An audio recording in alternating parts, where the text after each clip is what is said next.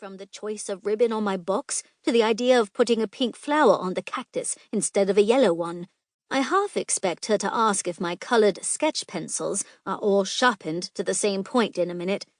Yes, I signed them as soon as I received them, I say, reassuring her. I wonder if Clementine is how the tabloids say, Matilda muses out loud.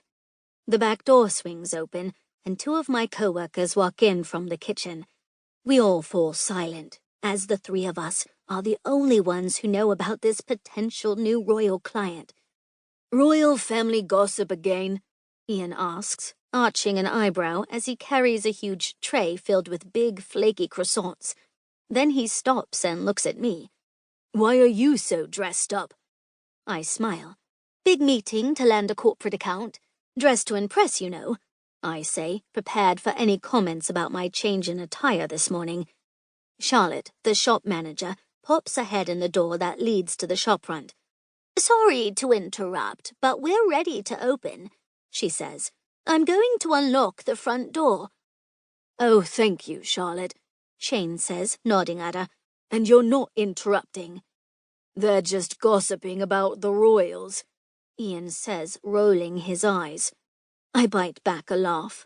Ian would abolish the monarchy in a minute if he could. He doesn't see the point of it. I know a lot of people agree with him, but I can see the value in the history. It's a part of our fabric, not to mention the tourism pounds they bring in. The younger royals are generating an interest and star power that has been missing from the monarchy for years now, and I think they will do great things for the UK, both financially and for the causes they support. What's the latest royal gossip?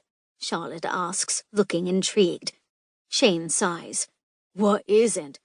For the record, I think the rumor about Clementine and the Queen not getting along is true. I don't think Queen Antonia likes the idea of an American coming into the monarchy, Charlotte says knowingly. Those stories make sense if you ask me. I heard Clementine is merely an American angling for a duchess title and not truly in love with Prince Christian, Sarah offers, following Ian with a tray filled with glorious spiced orange Chelsea buns. I stare at the buns, my attention to royal gossip completely averted at the sight of them. Even though I'm surrounded by sweets and pastries every day, I long to snatch one to have with a big cup of coffee. As Sarah pauses next to me, the scent of orange and cinnamon wafts towards me. And yes, perhaps I could eat one at red lights on the drive over to Kensington Palace. Shane rolls his eyes. Next, she'll be a CIA agent sent to infiltrate the monarchy.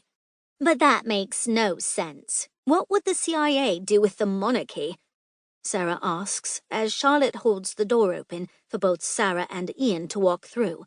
What about the one that she truly fancies, Prince Alexander? They claim the brothers are fighting, you know. I bite my lip to keep from laughing.